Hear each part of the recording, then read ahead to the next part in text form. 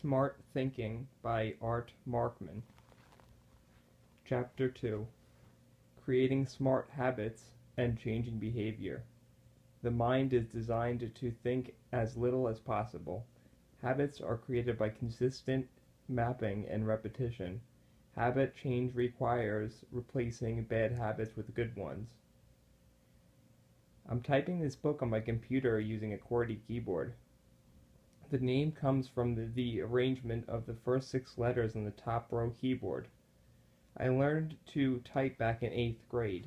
My mom thought it was important for everyone to learn to touch type, and so I dutifully signed up for the class, sat behind a clanking mechanical typewriter, and typed out, quote-unquote, ASDFGKL, end quote, over and over, gradually adding other letters to the mix until I could type without having to look at the keys. I never thought much about the layout of the keyboard. That was just how it was arranged. This layout isn't completely arbitrary, though. The modern QWERTY keyboard was developed by Christopher Soles to help in the development of mechanical typewriters. Most early typewriters had metal bars with type at the end of each that were smashed against the paper or a ribbon to print the character. If the typist pressed the keys for 2 adjacent bars too quickly, the bars would jam, and the typist would have to stop and clear them before continuing. Soles' design helped minimize how likely it would be for the bars to jam. Accounts vary exactly what he was trying to accomplish. Some people suggest he was trying to slow down the rate of typing. Others believe that his arrangement kept people from typing letters housed on adjacent bars. Whatever he was trying to do, he was not trying to maximize typing speed. In the 1870s, when mass-produced typewriters were first starting to appear, the idea of typing quickly was not an issue. It was amazing enough that the common person could create professional-looking type. So, while the QWERTY keyboard succeeds at keeping the bars on mechanical typewriters from jamming, it is not good for promoting fast and effortless typing. Few of the most common letters in English are on the home row of the keyboard, where you place your fingers as you start to type. Only one of the top 6 letters in frequency, A, is on the home row, and that one is typed from the left pinky, which is most people's weakest finger. 4 of the common letters, E, T, O, and I, are on the top row, and another one, N, is on the bottom row. In addition, the arrangement of letters means that many words have to be typed using one hand, and many common letter combinations like UN, TR, and GR have to be typed with the same finger. Over the years, people have developed keyboards that require fewer finger movements, that allow more words to be typed from the home row of the keyboard, and that allow typists to alternate back and forth between hands when typing. The most prominent of these keyboards is the Dvorak keyboard, invented by August Dvorak, an educational psychologist. He really set out to design a keyboard to maximize typing speed, and his invention worked. In the 1930s, when it was common to hold contests among typists, those using the Dvorak keyboard layout often beat those using the QWERTY layout.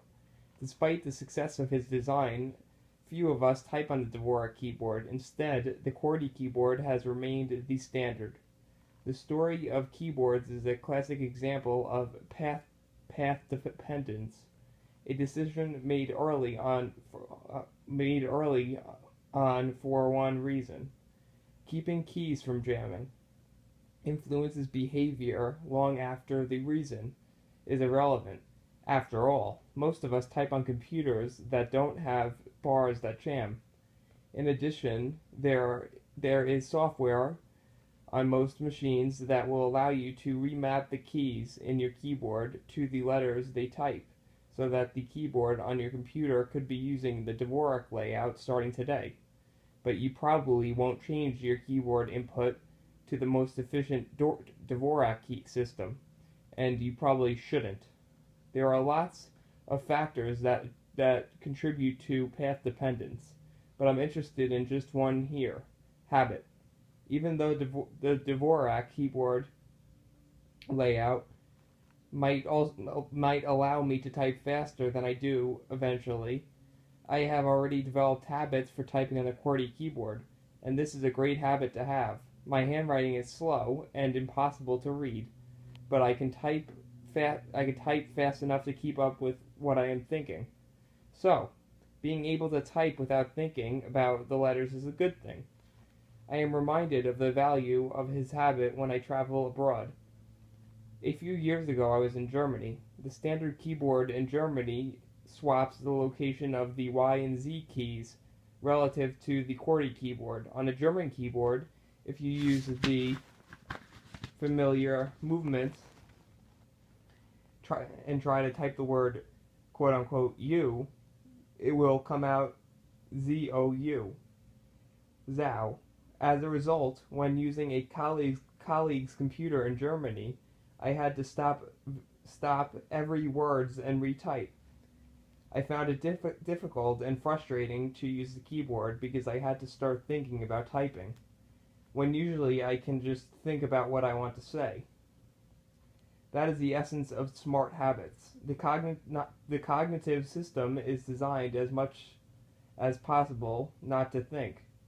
There are lots of tasks that you do routinely that you don't want to think about. Habits allow you to turn those tasks into automatic routines so that you focus your attention on more important things.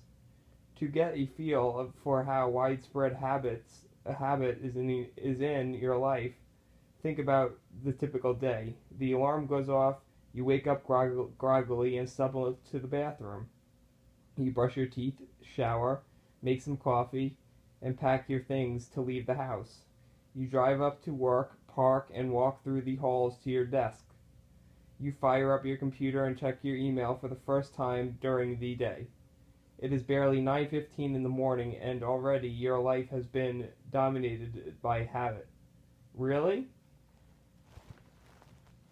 Contrast this routine scene with your first morning in a hotel room on a business trip. The alarm goes off. You probably are not listening to a familiar radio station, and already things seem a little uncomfortable. You get out of bed and you walk toward the bathroom. But now you have to think about where you put your toothbrush. The shower has unfamiliar controls, and you spend a minute adjusting the temperature to get it just right. You may have hung your clothes in the closet, but you feel like you have to double and triple check to make sure you haven't forgotten anything. On your way out of the room, you search for 10 seconds to find the switch to shut off the lights for the room. You kick your foot to the door in a panic, worried that you might have left the card key to the room on a desk. When you get in a rental car, it is drizzling, and you spend a minute searching for the lever to turn on the wipers and adjusting them for the light rainfall. You drive slowly from the hotel to the office where you are going to work for the day, checking the street signs carefully to make sure you don't miss a turn. The signs in front of the office building are hard to read, and it isn't clear where guests are supposed to park.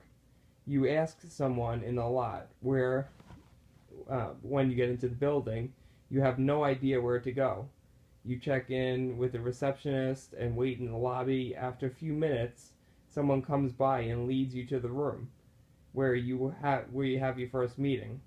It is barely 9:15 in the morning, and you are mentally exhausted. The difference between the two situations is habit. Your mind is designed that it thinks as little as possible. Whenever there is a routine that you do in the same way all the time, you develop a habit for it, so that you don't have to think about it explicitly anymore. At home, you know where to reach for the toothbrush in the bathroom. You have a particular order for the routine you use to wash up in the morning. You can operate all the features of your car without giving it a second thought. You take a similar route to work each day, changing it only if there is a traffic or accident. You know all the twists and turns to get into your office. These are smart habits. You don't want to think about all of the details about how to go about your daily life. When you are forced to think about these details, say, when you are traveling to a new place or have moved to a new home, it is stressful and tiring. Life is better when you don't have to think specifically about how to do the most trivial and repetitive tasks. Smart habits enable you to perform desirable behaviors automatically. Automatic behaviors are ones that you do not have to think about consistently to perform. When you drive a car, you do not think explicitly about pressing your foot on the accelerator or engaging the signal in preparation for making a turn. In fact, if I asked you immediately after you made a turn whether you used the turn signal, you might not know for sure. You would probably assume that you have done so because you usually do, but you might not remember for certain. Chances are you have experienced this lack of memory for automatic actions before. Every once in a while, you may experience a moment of apprehension that you have forgotten to lock the door of your house. Usually, even when you have this feeling, the door is really locked. Your uncertainty reflects you have a habitual routine for leaving the house, and locking the door is part of that. Because you do that behavior automatically, you probably have no memory at all of locking the door, particularly if you are thinking about something else on the way out of the house. I have trouble remembering whether I have closed the garage door when I get into the house. I usually press the button for the garage door opener after I park the car.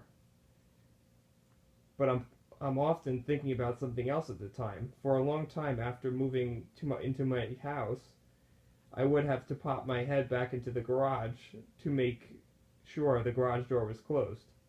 After years of these checks, I finally had a window installed in that door so that I no longer had to open it to see for sure whether I did in fact close the garage. This introduction to habits has two key lessons. First, the signature of a habit that it is an action you perform automatically without having to think about it consciously. Second, most of the time your habits are smart habits. It is unfortunate that we often use the word habit to refer to behaviors that you want to change.